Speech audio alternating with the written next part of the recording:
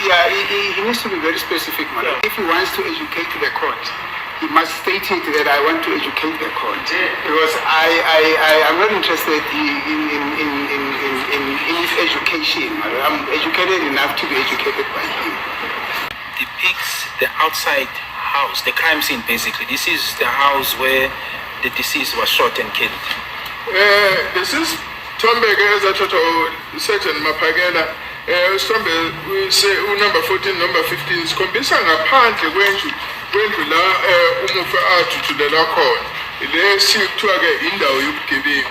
Photo 16. Yeah, sorry my lord, maybe just to put that into the right context so that I'm not misquoted. So this is where he was shot and then he was certified dead at the hospital. So he wasn't certified dead at the scene, but this is where the incident took place. And then at 21:15, when he arrived at Uchilong Hospital, he was then certified dead, my lord. Mangicacisa kancane ukuthi yila ukubona okuthiwa kwathutshulelwa khona kodwa ke akazange ashonele kule ndawo ngo-21:15 esibhedlela ilaba kushiwo khona ukuthi cha useshonile. And that is the 21:15 of the 26th of October 2014, my lord. And isikhathi ke lesi isikhathi 9:15 ngomhla ka-26 October 2014. I just want to refer you to the photo album of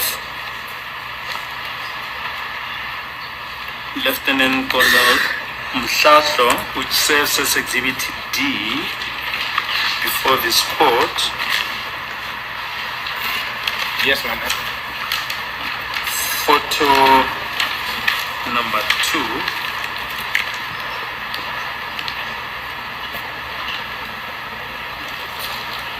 Photo number 1 and 2.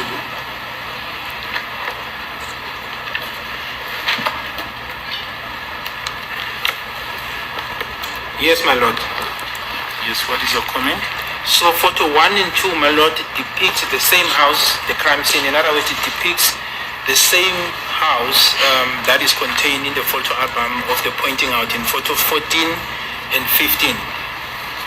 So Mr. Kane sikhombisa lendlu eyakhonjwa ukukhomba kuyokhonjwa indawo yesigameko ezibonakala esithombeni number 14 no 15. The only difference, my lord, is that the photos that were taken by Lieutenant Colonel Mshololo back in 2014, there was no black gate, steel gate.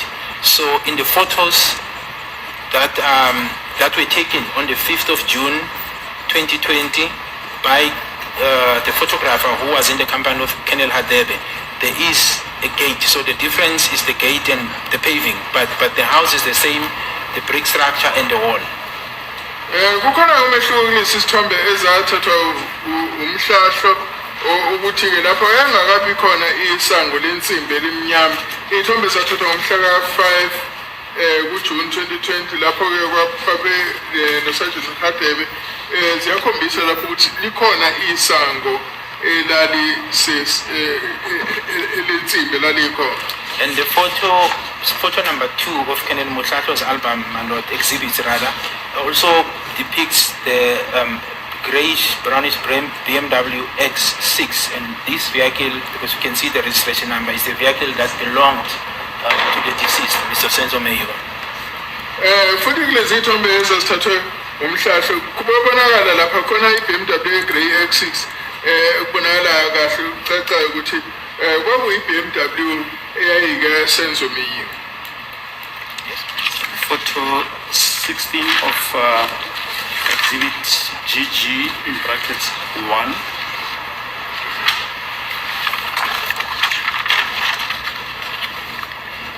Yes, photo 16, my lord, also points the accused number 1 is still at the scene. Is pointing at the crime scene. This is the crime scene. Isithombe number 16 nasona kusabonakala umsolo wokuqala ekhomba indawo yobugebengu.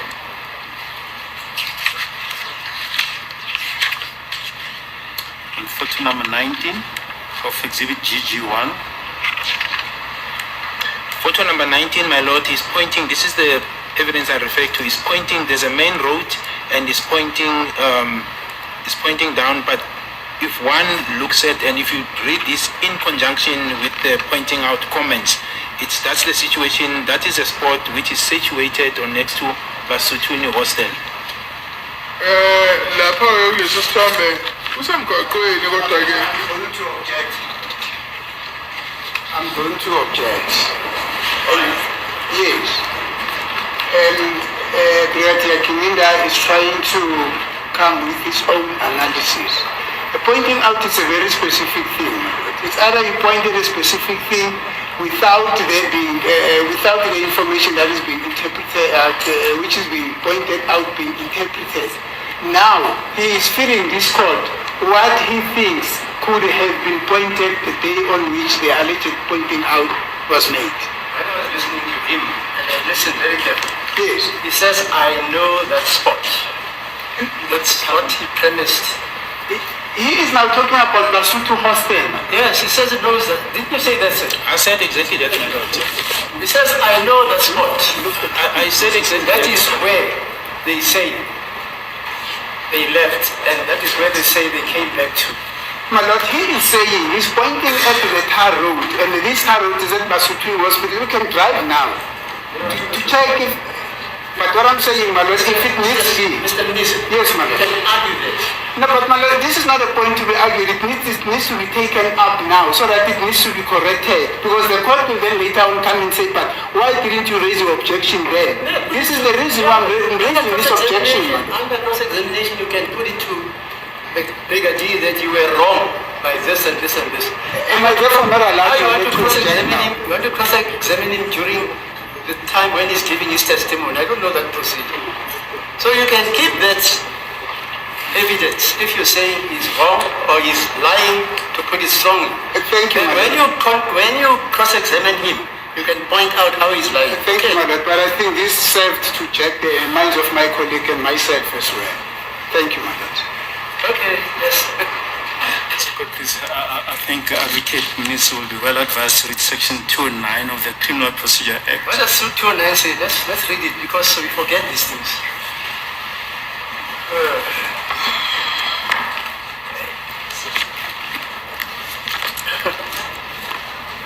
Section 209 is as follows.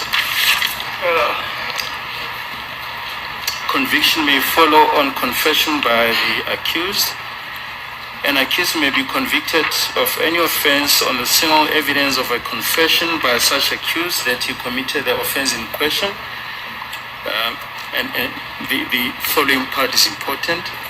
If such confession is confirmed in a material respect, or where the confession is not so confirmed, if the offense is proven by evidence other than such confession to have actually been committed. Now, my lord, you've been through a trial within a trial. The confessions have been allowed. At this point, what the investigating officer is trying to do is just to try and connect the dots to show that this spot that was pointed out by the accused accords with the objective evidence. May I respond, my lord? Oh, I'm sorry, my colleague wants to object. Yes, but I'm also prepared to respond as well. My lord, we're all aware of the provisions of Section 219, which the state has just read. The gist of the objection is not on the provisions, my lord, of Section 219. The gist of the objection is on the explanation that is given by the witness, wherein he says the picture depicted in photo so and so, wherein the accused is pointing, it means it's pointing, and it starts to give the explanation on the description to say it means the accused was pointing at this and this, my lord. So the objection is on that this witness cannot give explanation to say what was being pointed out or what was being shown, my lord, because pointing out will have notes to say on this position, when the accused pointed this is what was pointed out. It will be recorded there. It does not necessarily mean that the investigating officer has to come and explain to say what is it that was pointed out by the accused, which is not the correct information or evidence contained in that exhibit, my lord. How do you assail that? You've got the right to cross-examine this witness until Mandela is risen from the dead. That's your right. But you can't stop a person giving evidence like he is evidence in chief and cross-examine him whilst he's doing that. You have every right to cross-examine him. You have every right to push your client's version there. You have every right to interrogate the photos and show him what you're saying. These photos don't show. Okay, you have that right. So Yes, please. yes, I agree, my lord. We do have the right to cross-examination Yes, at a later stage. But you can't stop him. But also, my lord, as we are the defense representing the accused, my lord. Mshololo, Yes, I say ma'am. you can't do it Yes. at this stage. Yes, my lord, I'm responding to that, my lord. I said, yes, my lord, we agree with the court that we do have a right to do cross-examination. However, if it appears from the defense that something wrong is happening in court when the evidence is led, we have a right to raise an objection, my lord. If the objection is overruled, there is no problem, we will proceed. But we do have a right to point it out to the court and to raise an objection on the unfairness that is happening in court when it appears to us, my lord. That's my submission, my lord. Yes, okay. If the objection is overruled, my lord, it should appear on the record that the objection was overruled, then we proceed, my lord. But it shouldn't be as if we left it and it was allowed to go through when we could see that it was wrong, my lord. Thank you, my lord. So please, my lord, there's no unfairness as my colleague is arguing. A confession or pointing out on its own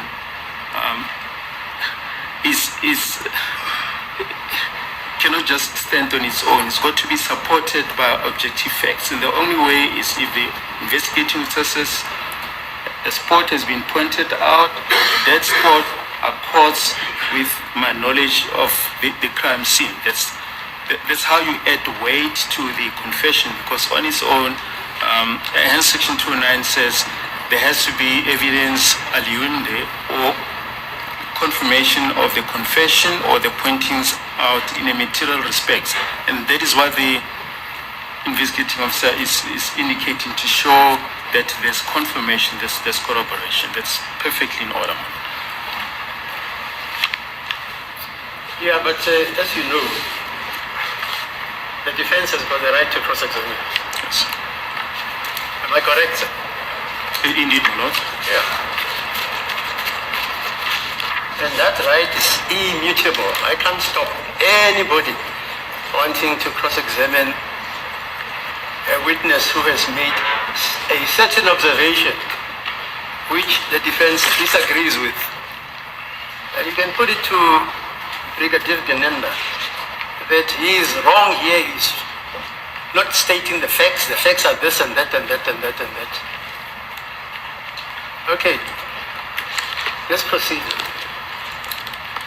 As a court, please, my lord. My lord, again. I wanted to refer my colleagues to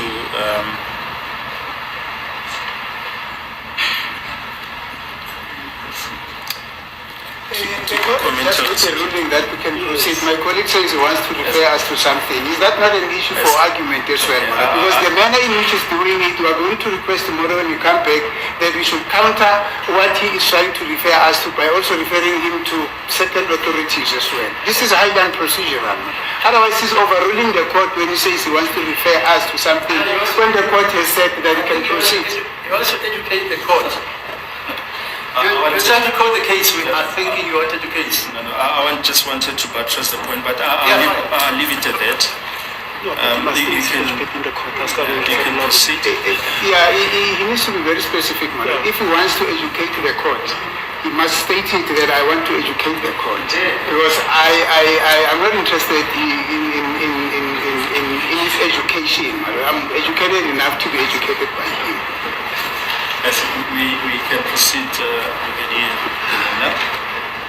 You were at photo number 19. Yes, my lord. But my lord, can I just say the following? And because I've said it in my evidence, and I think I dealt with it during the cross-examination on the main trial, on the trial within trial. Photos, as much as they can tell thousands ways, they don't speak.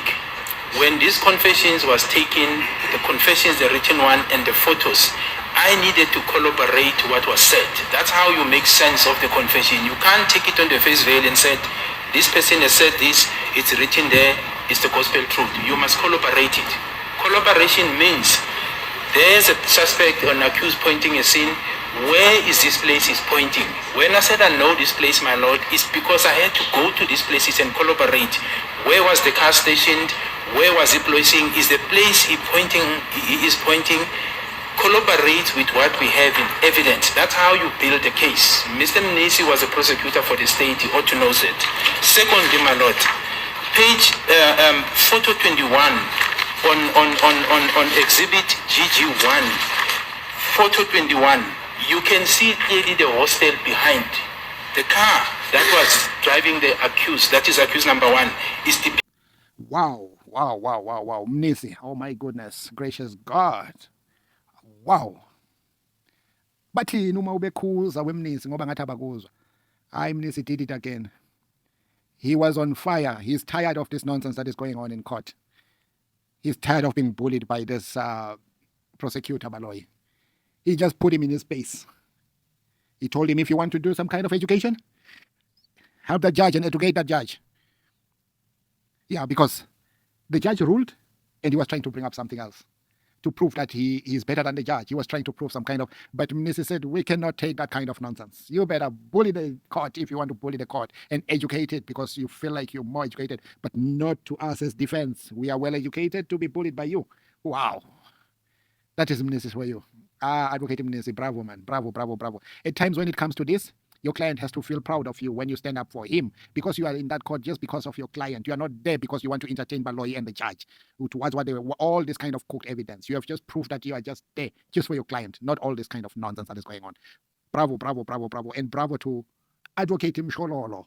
You guys, you stood up and you just show them the way that this is not how it's supposed to be done. However, the judge, because he's a big protector of Gininda, and you guys are on fire, you want to show him that the time you take the stand and start questioning Gininda, he will sweat. No matter how much he will be protected, you will expose them that the world can see and everybody can see that what they are doing is not right in court. They cannot do this when they know very well all that they are doing. It's a cooked evidence that is neither there or there. I salute you guys. You just did us proud just to know that you can stand up. You have taken out of your heart and put it, you just put in your sleeves and say, come what may, you're going to deal with it. This is what you are doing now. I like the way you guys, you're becoming brave. You are showing, and thanks to MNISI for warning the judge. Whatever the protection is giving to BALOI and Brigadier Gininda, and MNISI told the judge that whatever is going on, it must happen both sides because when we'll practice it in front of you, and you won't be able, as long as you allow it to happen on the other side, we'll not take no nonsense from you. And the judge realized this was really going to be hard for him. He's going to sweat when the defense takes stand. I understand that. Oh my God, I understand something is about to be in fire. These guys are fired up in the court. You could see the way they behave. It's like they were waiting for this Brigadier Gininda to rip him off. It's going to be really hard. What do you think, family? Do you think MNISI did us proud today? Drop your comment and say bravo to MNISI for doing us proud with Advocate Mshololo. We are expecting a lot from them. So what do you think, family? The protection that is being done in court for Brigadier Gininda and BALOI to do as they please and start to court laws that are not there, trying to justify what they are trying to do in court. Family, just drop your comment. Bazaze bakhuzeke noma bangakhuzeki bazawukhuzeka oBALOI no Judge Rata. Just put your boot on their neck so they cannot breathe. Keep doing that, guys. Bravo. Ngiyathanda nonke ngothando lukaLove. Ngithi kini bantu bakithi noma ngabe izindlu zodaka kusekhaya la, we will fix our justice system through social media until everything is okay. The truth shall come out. It's about to be out. Whatever has been said in court, it's going to be out. What has been hidden is going to be out. No matter what. It's a matter of being patient. And we are almost there. We could see a little bit of light in the tunnel because it was a little bit dark that the sun was about to rise. Let's wait for the sun to rise and pop in that small hole of the tunnel. Then we get it right. Bravo, family. Bravo, bravo, bravo.